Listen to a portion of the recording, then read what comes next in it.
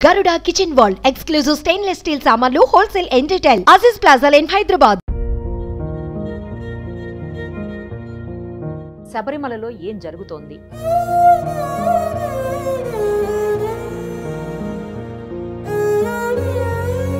ఇన్నేళ్లుగా భక్తులకు లేనటువంటి ఇబ్బందులు ఇప్పుడే ఎందుకు తలెత్తుతున్నాయి?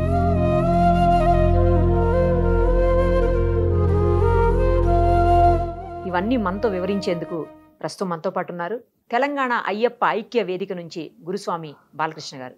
ఒక్కసారి ఆయనతో మాట్లాడదాం. నమస్తే స్వామి. స్వామి శరణం. ఇన్నేళ్ల నుంచి మన తెలుగు వాళ్ళు వెళ్తూనే ఉన్నారు.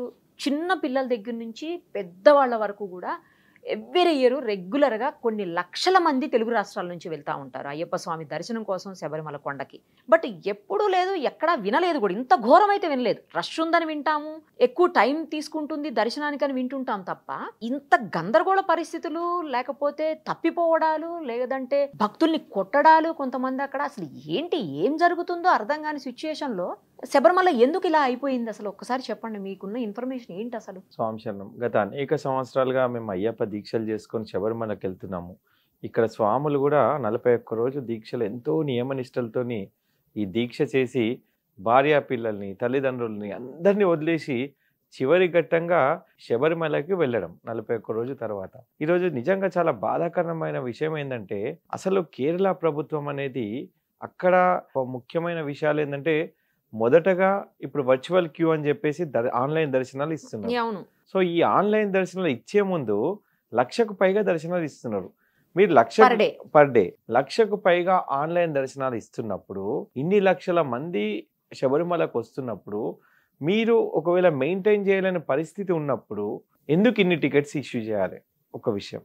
అంతకుముందు లేకుండే, అంతకుముందు ఇంత లేకుండే. కరోనా తర్వాత ఈ ఆన్లైన్ సిస్టమ్ అనేది కరోనా నుంచి వచ్చింది. ఆన్లైన్ దర్శనం కరోనా అయిపోయి కూడా 2 ఇయర్స్ అయితే మరి మధ్యలో లాస్ట్ ఇయర్ బిఫోర్ ఇయర్ మనం ఇంత ఇబ్బందికర పరిస్థితులు ఎక్కడ లేవు. ఇప్పుడు చెప్తున్నారు ఏంటంటే, కేరళ గవర్నమెంట్ ఏమంటున్నారంటే, జనాలు ఎక్కువ వచ్చారు, అయ్యప్పలు ఎక్కువ వచ్చారు. అయ్యప్పల ఫ్లోటింగ్ ప్రతి సంవత్సరం ఎక్కువనే ఉంటుంది. కానీ ఈ సంవత్సరం మాత్రం ఎప్పుడు చూడని పరిస్థితి. బాధాకరణం ఏంటంటే, పంబా నుంచి శబరిమలకు వెళ్లే దారి అంతా కూడా లైన్లు. చాలా మంది పంబ నుంచే వెనక్కి తిరిగి వస్తున్నారు. దర్శనం అనేది పందలం దగ్గర అక్కడ ఇరుముళ్ళు సమర్పించేసి రిటర్న్ అయిపోయిన పరిస్థితి. ఇప్పటి వరకు మనం ఎక్కడ కూడా ఏ అయ్యప్ప కూడా ఇట్లా రిటర్న్ వచ్చిన దాఖలాలు లేవు. ఈ సంవత్సరం మాత్రం అలా కంప్లీట్ గా రిటర్న్ వస్తున్నారు. అంటే ఇది పూర్తిగా కేరళ ప్రభుత్వం వైఫల్యం. దీని కోసము ఖచ్చితంగా తెలంగాణ ఉభయ రాష్ట్రాల ప్రభుత్వాలు కూడా ఖచ్చితంగా చర్యలు తీసుకోవాలి. ఎందుకంటే ఇది సమన్వయ లోపం ఒక రకంగా. ఇప్పుడు కేరళ ప్రభుత్వంతో ఇలాంటి సిచ్యువేషన్ హ్యాండిల్ చేయనప్పుడు మన దగ్గర కూడా ఎన్నో జాతరలు అవుతాయి. తెలంగాణలో కూడా మనం తిరుపతి పుణ్యక్షేత్రం తీసుకున్నా సరే, ఏదైనా ఇప్పుడు సమ్మక్క సారక్క జాతర, మేడారం జాతరలు అవుతుంటాయి. అలాంటప్పుడు వాళ్ళు ప్రత్యేకమైన శ్రద్ధ తీసుకుంటారు ప్రభుత్వాలు. ఇన్ని లక్షల మంది ప్రజలు వివిధ రాష్ట్రాల నుంచి వస్తున్న సమయంలో, ఎందుకంటే అలాంటప్పుడు ఏ రకమైన ప్రికాషన్స్ తీసుకోవాలి? ఆహార వ్యవస్థ కానీ, మంచినీటి వ్యవస్థ కానీ, శానిటరీ కానీ, అదేవిధంగా రవాణా సదుపాయాలు కానీ, వీటి పరంగా ఎన్ని రకాల చర్యలు తీసుకోవాలి? క్యూ లైన్లు కానీ. ఎందుకంటే వీరికి ఇది కొత్త కాదు. అనేక సంవత్సరాలుగా శబరిమలకు జనాలు పోటెత్తున్నారు. కానీ ఈ ప్రభుత్వం మాత్రము, నేను ఒకటే అనుకుంటాను ఏంటంటే, ఒకటి ధనార్జనే ధ్యేయంగా వీరికి, అదేవిధంగా ఏంటంటే ఏదో అరకొర సదుపాయాలు కల్పిస్తున్నట్టు ఒక ప్రొపగండా, ఇలాంటివి చేసి ఈరోజు అయ్యప్పలకు ఎంత ఇన్కన్వీనియన్స్. చూడండి, లైన్లలో చిన్న చిన్న పిల్లలు ఏడుస్తున్నారండి. మీరు మొన్న చూసారు, మీ సుమన్ టీవీలో చూసాను, ఒక బాబు పోలీస్ వారికి ఇలా నమస్కారం పెట్టి ఏడుస్తున్నాడు. అంటే అంతసేపు ఆ బాబు అంత కిక్కిసిన జనంలో 50 మంది కూర్చోవలసిన బస్సులలో 100 మందిని కూర్చోబెట్టడం ఏందండి?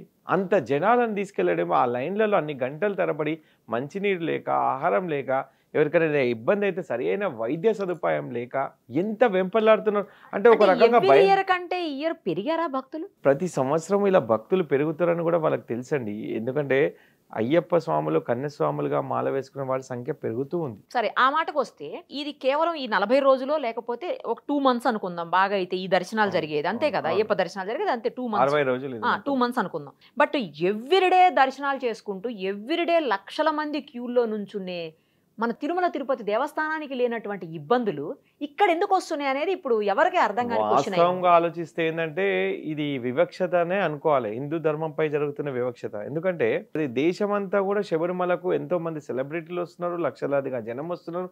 ఇన్ని రాష్ట్రాల్లో ఉన్న హిందువులు అక్కడికి రావడం అనేది పెద్ద వివక్షతగా భావించి ఇక్కడ ఏ అరేంజ్మెంట్స్ చేస్తలేరు వాళ్ళు. ఎందుకంటే తెలుగు వాళ్ళని ఇల్ట్రీట్ చేస్తారా? చాలా తెలుగు వాడిని అయితే అసలు ఇల్లిటరేట్ గా కాదు, అసలు తెలుగు భాష అంటే వాళ్ళని ఆ పక్కకు పెట్టేస్తారు. అదే కేరళ వాళ్ళు కానీ తమిళనాడు వాళ్ళు కానీ అక్కడ వాళ్ళకి అవకాశం ఉంటే వాళ్ళని ఇమీడియట్లీగా వదిలిపెట్టడం జరుగుతుంది. ఇంకోటి ఏంటంటే లాంగ్వేజ్ ప్రాబ్లం, హెల్ప్ డెస్క్ అనేది లేదు, పర్టికులర్ హెల్ప్ డెస్క్ లేదు. ఒకవేళ కొన్ని హెల్ప్ డెస్క్లు ఉన్నా కానీ వాళ్ళు మలయాళంలో మాత్రమే మాట్లాడతారు, తెలుగు మాట్లాడేవారు అక్కడ ఎవ్వరూ లేరు. ఎందుకంటే ఏదైనా ఆపద జరిగితే ఇంతకుముందు ప్రీవియస్ ప్రభుత్వాలు కూడా కొన్ని నిర్ణయాలు తీసుకునేవి. ఎందుకంటే నేను చూసినంత వరకు అక్కడ తెలుగు పోలీసు కూడా, మన వాళ్ళు కూడా పోలీసు వాళ్ళు అక్కడ పోలీసింగ్ చేశారు, అంటే మన గైడ్ చేసేవారు. అక్కడ తెలుగు మాట్లాడేవారు, ఈ విధంగా వెళ్ళండి, ఈ విధంగా రండి అని చెప్పేసి చెప్పేవారు. కానీ ఇప్పుడు అసలు అట్లాంటివి లేదు. అందుకే మేము మా తెలంగాణ అయ్యప్ప వేదిక నుంచి మేము నిన్న ప్రభుత్వానికి కూడా ఈ విషయం తెలియజేశాం. సిఎస్ గారికి, మన ప్రభుత్వానికి, తెలంగాణ రాష్ట్ర ప్రభుత్వం దీనిపైన కంప్లీట్గా ఇనిషియేటివ్ తీసుకోవాలి. ఎందుకంటే ఇన్ని లక్షల జనాలకు రేపు అయ్యప్పలకి ఏదో చనిపోయాకనో ఇంకేదైనా ప్రమాదం జరిగినాకనో మీరు కళ్ళు తెరిచే బదులు ముందే తెలంగాణ ఇప్పుడు కొత్తగా ప్రభుత్వం ఏర్పడింది, రేవంత్ రెడ్డి గారి ప్రభుత్వాన్ని, మేము ఈ ప్రభుత్వాన్ని మొన్న మా ఐక్య వేదిక నుంచి నిన్న వెళ్ళి అందరం కూడా రిప్రజెంటేషన్ ఇవ్వడం జరిగింది ప్రభుత్వానికి. అదేవిధంగా సీఎం గారిని కూడా కలిసే ప్రయత్నం చేస్తున్నాం. ఎందుకంటే వారు కూడా ఒక అయ్యప్ప భక్తులు కాబట్టి వారికి కూడా, అదేవిధంగా మంత్రివర్గంలో ఉన్న వాళ్ళు కూడా చాలామంది అయ్యప్ప మాలలు వేసుకున్నారు కాబట్టి ఒక్కసారి ప్రభుత్వం ఆలోచించాలి. కేరళ ప్రభుత్వంతో కోఆర్డినేషన్ చేసి అయ్యప్పలకు ఎందుకు ఈ విధంగా ఇబ్బందులు కలుగుతున్నది, అదేవిధంగా మన ప్రభుత్వం కూడా అక్కడికి ఒక అధికారుల టీంను పంపించేసి అక్కడ మన తెలుగు వారికి జరుగుతున్న ఇబ్బందులు ఏంది, దాన్ని ఏ విధంగా సర్వైవ్ కాగలుగుతాం అనేది ప్రభుత్వం ఖచ్చితంగా ఆలోచించాలి. ఇలాగే కంటిన్యూ అయింది అనుకోండి, అసలు అక్కడ దాకా వెళ్ళడం ఎందుకు, మాల వేసుకోవడం ఎందుకు అనే ఆలోచన వస్తుంది. ఈ ఆలోచనలో ఉన్నారు కూడా చాలా మంది కూడా వేసుకున్నా ఇక్కడే దగ్గరలో ఎక్కడ తీసేద్దాం పైగా ఏజ్ వాళ్ళు కూడా అయ్యప్ప అంటే భక్తితోని 41 రోజు పూజ చేసిన తర్వాత వాళ్ళు అక్కడికి వెళ్తే వాళ్ళకి ఏ సదుపాయం లేకపోతే ఇంతమందిలో అసలు అన్ని గంటలు 15 గంటలు 20 గంటలు చిక్కుకుపోతే ఇతర రాష్ట్రాల నుంచి వస్తున్న భక్తులకి మన తిరుపతి దేవస్థానంలో వివక్షత కూడా ఉండదు. మనము ఏ రాష్ట్రం వారికైనా మనం ప్రయారిటీ ఇస్తాం. తమిళియన్స్ వస్తారు, కేరళైట్స్ వస్తారు, అసలు ఎక్కడెక్కడ నుంచి నార్త్ నుంచి వస్తారు, బోల్డ్ మంది వస్తారు. మీకు ఒక విషయం తెలుసో లేదో, అంతకు ముందు కూడా ఈ మహిళలను మేము సేవ్ శబరిమల అనే కార్యక్రమం కూడా చేయడం. అవును, మహిళలను అక్కడ అయ్యప్ప స్వామి యోగ నిష్ఠలో ఉంటాడు, అక్కడికి మహిళలు రావద్దు అంటే ఇది ఆచారం ఉన్నది. అక్కడ ఒక యంత్ర ప్రతిష్ఠ అలా జరిగింది. స్వామివారు బ్రహ్మచర్య దీక్షలో ఉన్నారు కాబట్టి 10 సంవత్సరాలకు పైగా 50 సంవత్సరాల లోపున్న స్త్రీలను రావద్దని ఒక అనాదిగా వస్తున్న ఆచారం.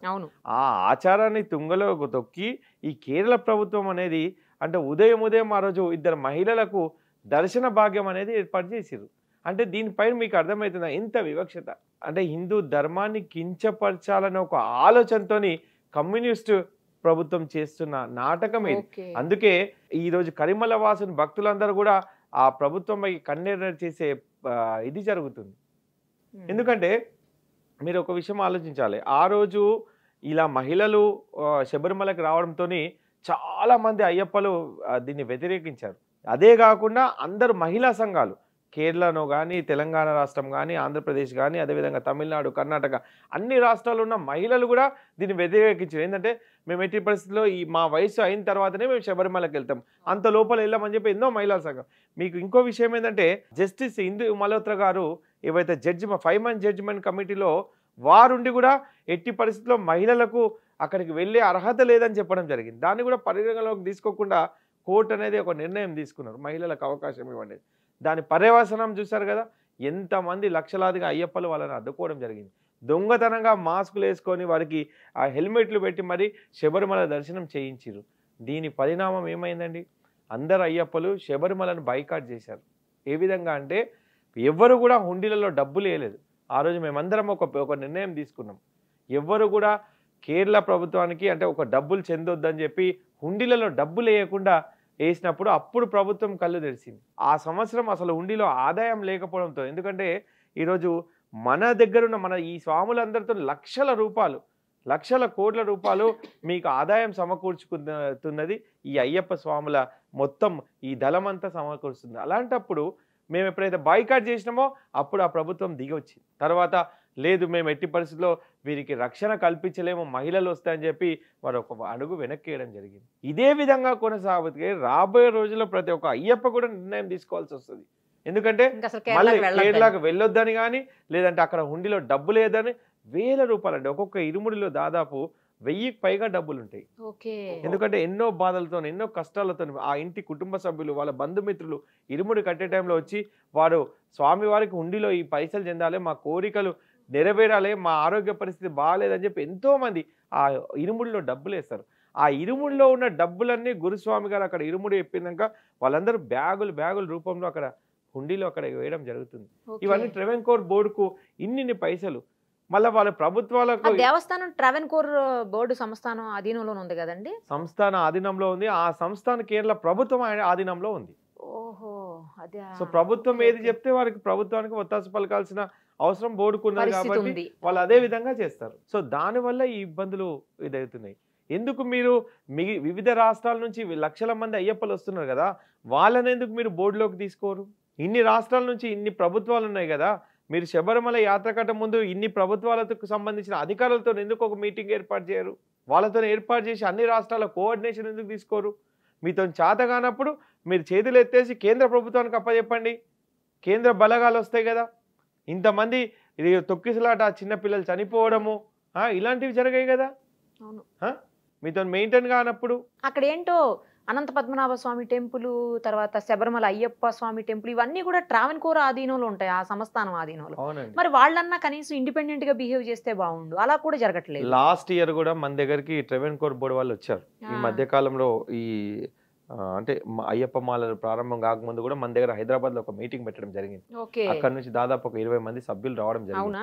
మన అన్ని సంఘాలు అయ్యప్పల వాళ్ళకి ఫెలిసిటేషన్ చేయడము, ఇక్కడ మీటింగ్ ఏర్పాటు చేయడం ఇవన్నీ జరిగింది. అప్పుడు వాళ్ళు ఒక అష్యూరెన్స్ ఇవ్వడం జరిగింది. శబరిమలలో మీకు ఎటువంటి ఇబ్బంది కాదు, మీ రాష్ట్రం నుంచి అందరూ శబరిమలకు రండి, మేము అన్ని విధాలా చూసుకుంటామని చెప్పి. ఈ రోజు జరుగుతున్నది భిన్నంగా ఉంది కదా, కంప్లీట్ గా భిన్నంగా ఉంది. మీరు ఒక 2 నెలల క్రితం హైదరాబాద్కు వచ్చినప్పుడు చెప్పినది ఏంది, మీరు అక్కడ అన్ని విధాలుగా మేము ఏర్పాట్లు చేస్తాం, ఎవరికి ఇబ్బంది కలగకుండా ఏర్పాటు చేస్తామని చెప్పిన వ్యక్తులు ఈరోజు ఎవరు కూడా మాట్లాడని పరిస్థితి ఉంది. ఇంకోటి ముఖ్యమైన విషయం ఏంటంటే, మనము అంటే ఎన్నో స్వచ్ఛంద సంస్థలు, ఇన్ని రాష్ట్రాల్లో ఉన్న అన్ని ధార్మిక సంఘాలు, హిందూ ధార్మిక సంఘాలు, అయ్యప్ప సంఘాలు కూడా అక్కడ ఆహారం ఏర్పాటు చేస్తాము, మంచినీళ్ళు ఏర్పాటు చేస్తాము, వైద్య సదుపాయాలు చేస్తాం అని ఎన్నో సంస్థలు ముందుకు వచ్చినాయి. కానీ ఎవరికి కూడా అవకాశం ఇవ్వడం లేదు. ఎందుకంటే అక్కడ హోటల్ ఒక బిజినెస్ తయారైంది. శబరిమల అనేది ఒక బిజినెస్. కేరళ ప్రభుత్వానికి ఇది మొత్తం కూడా ఒక బిజినెస్. ఎందుకంటే ఇక్కడ మేము ఫ్రీగా వెళ్ళి అన్నదానం చేసినాం అనుకో, అక్కడ హోటల్స్ నడవవు. ఆ అన్నము అసలు ఆ వంటకాలు ఎవరం తినలేని పరిస్థితి ఏర్పడుతుంది.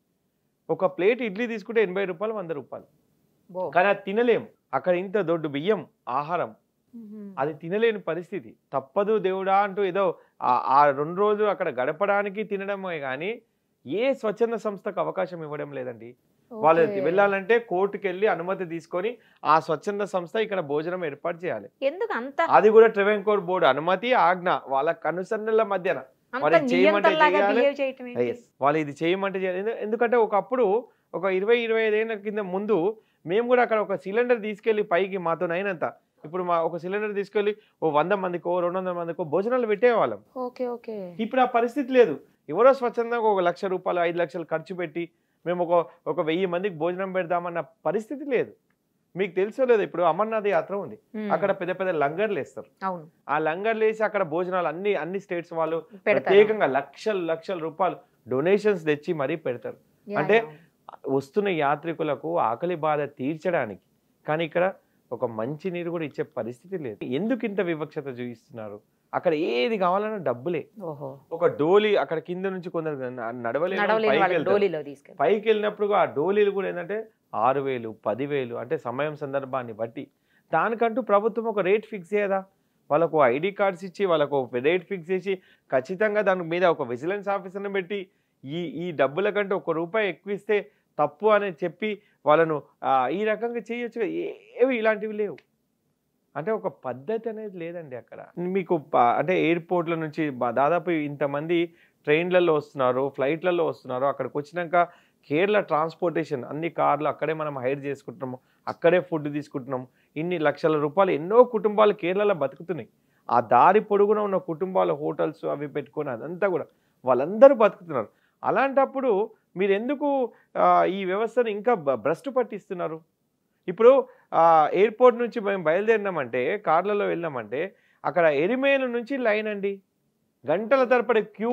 ఇప్పుడు మీకున్న అంటే ఎక్స్పీరియన్స్ ప్రకారం కావచ్చు, నాలెడ్జ్ ప్రకారం కావచ్చు, ఏం చేస్తే ఈ సమస్య నుంచి బయటపడే అవకాశం కనిపిస్తోంది అసలు? ఇప్పుడు ఈ వర్చువల్ క్యూలో మీరు ఏదైతే దర్శనాలు ఆన్లైన్ దర్శనాలు ఇస్తున్నారో, ఈ ఆన్లైన్ దర్శనాలు లిమిటెడ్గా ఇవ్వండి. ఇంకోటి ఏంటంటే అక్కడ ఆన్లైన్ ఆన్ అరైవల్ దర్శనాలు కూడా ఉన్నాయి. అక్కడికి వచ్చిన తర్వాత వాకిన్ దర్శనాలు కూడా, అది కూడా అక్కడే టికెట్స్ ఇస్తున్నారు, ఆన్లైన్ టికెట్స్. అక్కడ అవి కొంచెం పరిమితం చేయండి. ఒక 2 సంవత్సరాల కింద నెక్స్ట్ డే పంపించండి. కొన్నిసార్లు ఏంటంటే విపరీతమైన రద్దీ ఉంటుంది, కొన్నిసార్లు అసలు రద్దీ 1 or 2 hours. అంటే ఇప్పుడు నిన్న మొన్న విజువల్స్ పంపిస్తున్నారు ఏంటంటే పంబా దగ్గర ఖాళీగా ఉంది, ఇలాంటి విజువల్స్. అంటే అయితే అతివృష్టి లేకపోతే అనావృష్టి. మీరు ఒక ప్రణాళిక లేకపోవడం వల్లనే ఇదంతా జరుగుతుందండి. అవును. ఇంకోటి ఏంటంటే ట్రైన్ టికెట్స్ మొన్న ఎంతో మంది మిస్ అయినాయి, ఫ్లైట్ టికెట్స్ కూడా. మా కన్యస్వామి కూడా నిన్న వచ్చాడు శబరిమలకి. ఎంత నానా రకమైన ఇబ్బందులు పడుతున్నారు అంటే, ఈ రోజు ఉదయం కూడా నేను అక్కడ ఎంత బాధపడుతున్నారు అంటే, ఈ రోజు ఉదయం కూడా ఆ స్వాములు అక్కడ ఉన్నారు, అమ్మో గురుస్వామి ఈ రష్ మేము భరించలేము అని ఒక ఆయన ఆజానుభావుడు, ఎంత పెద్ద హైట్ ఉంటాడు, అతని మార్నింగ్ నేను మాట్లాడితే ఆయన చెప్తున్న పరిస్థితి, అమ్మో ఇది తట్టుకోలేము, ఇంత జనం ఉన్నారని. ఒక సిస్టమాటిక్ గా లేకపోవడం వల్ల జరుగుతున్న ఇబ్బంది ఇదైతే. పోలీసు వారు కూడా ఇంతకుముందు చాలా సేవా దృక్పథంతో ఉంటుంది. ఎంత సేవా దృక్పథం అంటే, ఒక స్వామి నడవలేక పరిస్థితి ఉంటే భుజాల మీద ఎత్తుకొని తీసుకెళ్లడం, ఆ 10 మెట్ల ఒక ముసలి వ్యక్తి, ఒక ముసలి అమ్మ ఉంటే ఆమెకు హెల్ప్ చేయడం, అంటే వాళ్ళకి ఏం కావాలన్నా చూసుకున్నది. కానీ ఇప్పుడు పోలీస్ వ్యవస్థ ఎంత రఫ్ హ్యాండిల్ చేస్తున్నారంటే అంత రఫ్ హ్యాండిల్. నేను చూసాను విజువల్స్ లో పిల్లల్ని అలాంటి పరిస్థితికి రావడానికి కారణం ఎవరండి? ఆ పిల్లల్ని ఆ లైన్లకు పంపించింది కూడా పోలీసు వాళ్ళే కదా. అట్లీస్ట్ చిన్న పిల్లలకు ఈ ఏజ్ వాళ్ళకు ఒక సపరేట్ క్యూ పెట్టాలి, వాళ్ళకి ఇబ్బంది ఉండదు. ఆ పిల్లలు అల్లల్లాడిపోతున్నారండి. ఇప్పుడు మన దగ్గర ఏంటంటే అయ్యప్ప మీద భక్తితోని 6 నెలలు సంవత్సరం, నేనైతే నా కూతురుకు 6 నెలల వయసులో శబరిమల మాల వేసుకొని తీసుకెళ్ళాను. అలాంటి పిల్లలు వస్తే పరిస్థితి ఏందండి?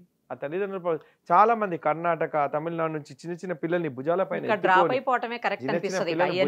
తీసుకొని శబరిమలకి ఎక్కుతూ ఉంటారు.